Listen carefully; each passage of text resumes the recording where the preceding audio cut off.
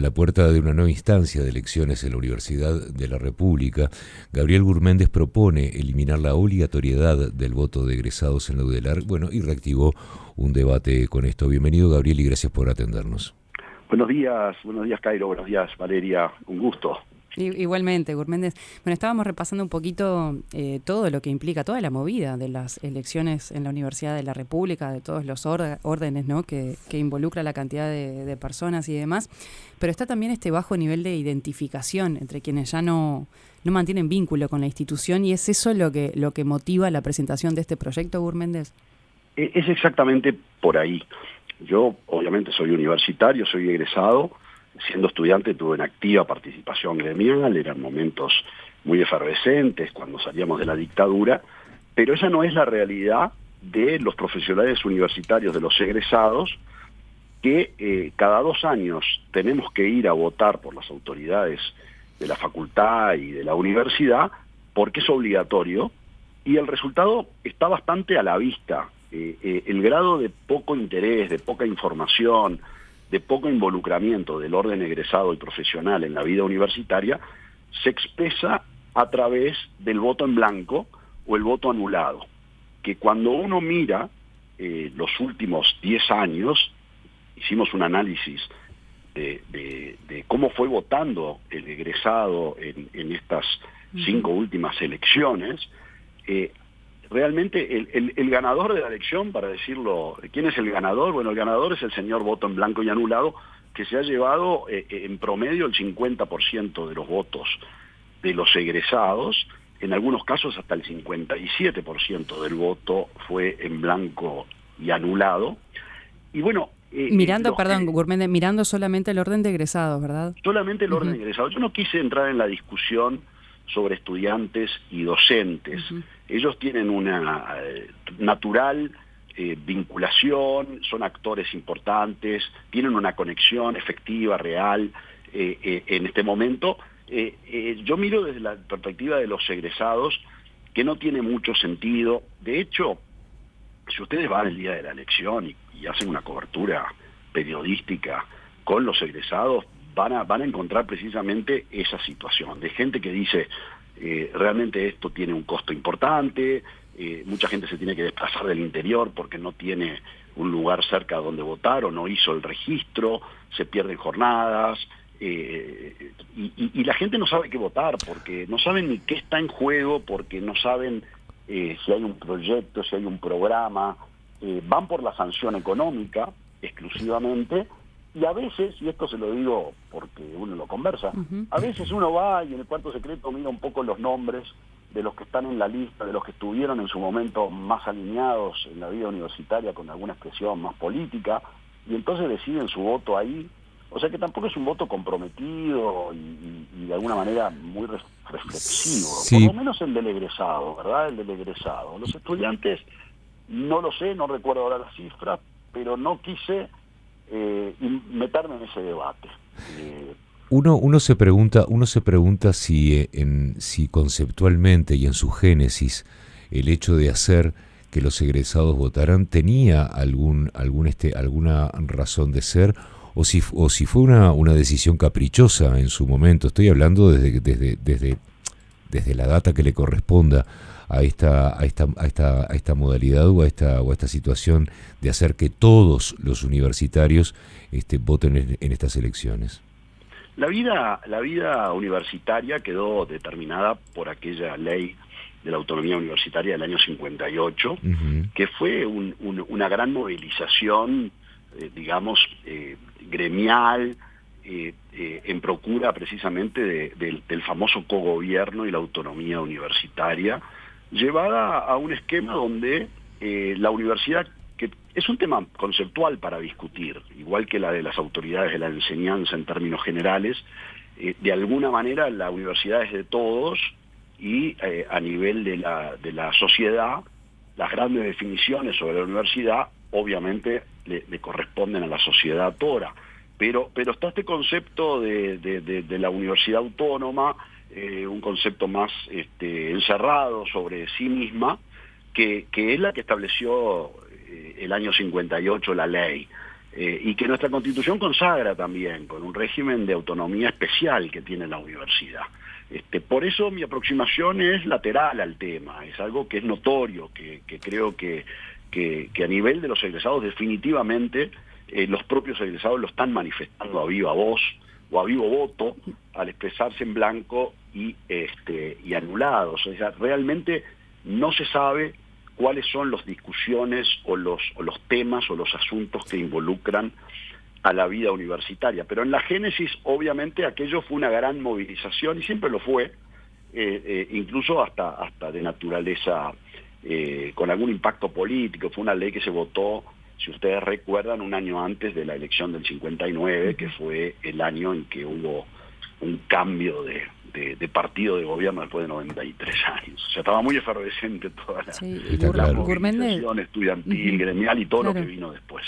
Pensando un poco en los motivos, ¿no? Que en la exposición de motivos queda bien explicado la razón para la presentación de este proyecto de ley, pero ¿por qué no ir por el lado de dar más información, de involucrar más a los egresados, o por lo pronto en algún sondeo que hayan hecho ustedes en la preparación de este proyecto, no percibieron que fuera eso lo que está interesando? Yo creo que está bueno. ¿Se prefiere dejarlo que no sea obligatorio? Claro, yo creo que hay gente que tiene la voluntad de la expresión y la gana de militar por causas universitarias. De hecho, yo fui miembro de la Asamblea del Claustro de la Facultad de Ingeniería por el orden egresado en más de una oportunidad, y hay gente que tiene el tiempo y la disposición de hacerlo. Pero me parece que tenemos que pensar en la gran masa de universitarios y de profesionales, porque bienvenida la participación, bienvenidos los que se involucran, son los que logran cambios y está muy bien, pero ojalá que ellos logren interesar, en la medida que no sea obligatorio y ellos se muevan, capaz que nos logran interesar en algún aspecto de esa movilización, pero no esto que vamos porque si no nos cobran la multa, y muchos que votan ahí decidiendo, mirando la lista ahí, che, mira, este es de mi época, este es del grupo tal y cual. Sí, o con desconocimiento total, ¿no? Pero a mí me han ofrecido incluso en esta elección para ser miembro de alguna de las listas, y la verdad es que no accedí porque me parecía que yo no estaba actualizado con lo que está pasando en la universidad, no quería hacerlo, y además porque estoy en otra cosa, como legislador no voy a poder atender responsablemente el asunto universitario, pero bienvenidos los que lo quieren hacer y están dispuestos a hacerlo. Pero siento que la mayoría de mis colegas, ese día particularmente, uno lo respira, es decir, no sé por qué estamos acá. Mucha gente del interior que tiene que venir desde lejos. Hay una gran... Detrás de esto me parece que hay que hacer la vida más fácil sí, a la gente. Diputado, ¿de cuántos egresados estamos hablando? No tengo las cifras ahora. Porque estaba viendo en el detalle... Pero en la última elección del año... que la tenemos ahí en el porque los únicos hay que dejarlo claro que los únicos exonerados de votar hasta el momento son los mayores de 75 años. Después sí, es una instancia obligatoria tanto para estudiantes, para docentes y egresados, y ahí en esa pata de egresados es que se presenta o se va a presentar este proyecto de ley, ¿no? Para que sea y es bueno decirlo porque obviamente este proyecto de ley no se va a sancionar antes de la elección universitaria, que es dentro de unos días. El 12. Y obviamente la obligación va a regir. Pero por ejemplo, para la última elección del año 2023, en el orden de egresados para la Asamblea del Claustro de las Facultades, hubo 120.000 votos emitidos, o sea que es realmente una obligatoriedad del voto que moviliza a una comunidad muy grande de profesionales universitarios. Claro que sí. Y en esa oportunidad el voto en blanco sí anduvo cerca del 40%, más el voto anulado que fue un 10% más. Usted decía, Gurméndez, que hace un minuto nada más, que no estaba actualizado con lo que pasaba dentro de la universidad, en lo que tiene que ver con esto que estamos hablando en particular, ¿no? En lo que tiene que ver con las elecciones. ¿No sería oportuno que un legislador, usted y otros también, que son egresados de la universidad, estén por lo menos tengan un poquito más a la vista lo que está pasando en la universidad en ese sentido? A ver, obviamente yo como legislador sí tengo un involucramiento, un conocimiento del tema universitario en lo que refiere, por ejemplo, a todo el tema presupuestal. Ha sido motivo de una discusión en la que yo participé como miembro de la Comisión de Presupuestos y en el plenario de la Cámara, muy profunda y vimos muchísimos aspectos.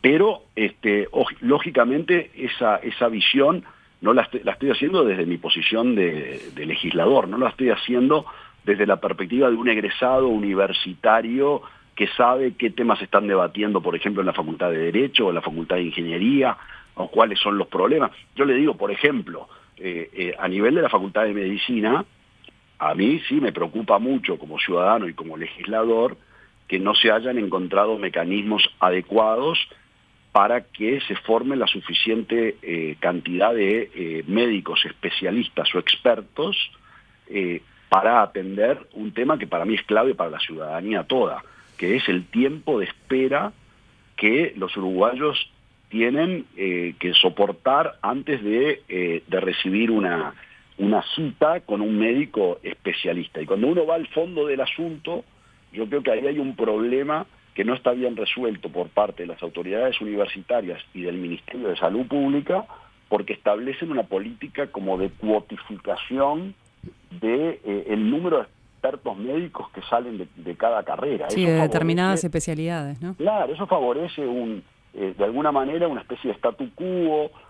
Se contiene la oferta de médicos. Cuando se contiene la oferta de médicos, el que termina pagando el precio es el paciente, porque se hace larguísima la espera. Y creo que está bien usado acá el término el que paga el precio, porque es un tema casi de oferta y de demanda. Entonces yo digo, por ejemplo, ahí hay un tema que me preocupa mucho a mí como legislador, y es, bueno, ¿cómo es que este sistema de planificación centralizada de la producción o la preparación de médicos especialistas termina favoreciendo a un núcleo de pocos y en contra de la mayoría? Y es un tema bien de discusión de tema universitario, pero no es el tipo de cosas por las que no es el enfoque de un egresado que está pensando en la universidad de la perspectiva del egresado. Yo creo que, contestando a la primera pregunta de Cairo, me da la impresión que la primera justificación para el egresado votar en la elección universitaria tenía que ver con transmitir desde la actividad profesional, desde el desempeño privado o incluso público, desde el punto de vista del país real, de la economía, del trabajo, de la realidad productiva, poder incidir de alguna manera en el gobierno universitario para que esa aislación que podía quedar definida solamente en manos de estudiantes o de docentes tuviera un contacto más integrado con la realidad, pero en la práctica eso no está ocurriendo. Sí, para que integren en la Asamblea General del Claustro, ¿no? También pensar en otra época de la Universidad de la República, que todo esto nos remite a unos cuantos años atrás, ¿no? Con otra dinámica también de funcionamiento, sin duda. Exactamente. Gurméndez, sí. Esto, bueno, el proyecto de ley, ¿qué sondeo se ha hecho de apoyos? Y sobre todo aclarar que para el 12 de noviembre no va a haber ningún cambio. No va a haber ningún ni para cambio, estudiantes, ni para docentes, ni para egresados. No se va a aprobar. Yo de todas maneras me pareció que era oportuno plantearlo ahora, porque es cuando el tema está en escena, ¿verdad? Es cuando se abre el telón y se discute este asunto. Si uno lo plantea en forma más extemporánea, es decir, ya no coincidiendo con la elección, este debate capaz que no resulta de interés. Y creo que ahora es un buen momento para plantearlo y prepararnos. Después va a ir a la comisión de la Cámara, seguramente la de legislación o la de educación, y hay gente que opina en un sentido y en otro. Hoy también está un poco teñida, si se quiere, con el hecho de que hay algunos grupos que sí están participando en la elección, y entonces dicen, bueno, ahora justo estoy participando en la elección, no creo que sea el momento oportuno para debatir esto. Pero a mí me parece que no va a haber muchas sorpresas, que los egresados van a pronunciarse como lo han hecho en los últimos 10 años, y de vuelta el gran ganador de la elección va a ser el voto en blanco. Y también mencionar también que ya que estamos hablando de universidades que están ocupadas por reclamo de presupuesto de humanidades, psicología, ciencias sociales y comunicación, ¿no? Ya que estamos hablando también del funcionamiento de la universidad, No viene mal también remarcar eso. Y además, Gurméndez, están los funcionarios de la Corte Electoral declarados en conflicto por el momento y están manejando la posibilidad de no presentarse en estas próximas elecciones universitarias. También todo esto suma interés o por lo menos atención a lo que es esa instancia del 12 de noviembre. Sí, porque vienen a coincidir, creo, varias cosas en este tema. Es la fecha de la propia elección, el hecho precisamente que está en pleno debate la asignación de recursos presupuestales, y eso siempre moviliza a los sindicatos, a los gremios, por lo menos en el sector público, pero además también en el sector privado, como los convenios laborales no se terminaron todavía de laudar, hay muchas negociaciones inconclusas en materia salarial a nivel del sector privado. Entonces ahí, si se quiere, hay un clima de alguna manera de cierta movilización que hace que estas cosas sí, son momentos en los que uno está quizás más predispuesto a escuchar sobre determinados temas, ¿no? Es cuestión de oportunidad. Es así. Exactamente, es así. Exactamente. Diputado, muchísimas gracias por estos minutos y quedamos atentos a lo que ocurra con la presentación del proyecto de ley y su avance en el Parlamento. Muchísimas gracias por el interés y a las órdenes. Gracias, Gabriel, muy amable. Hasta luego. Chau, chau.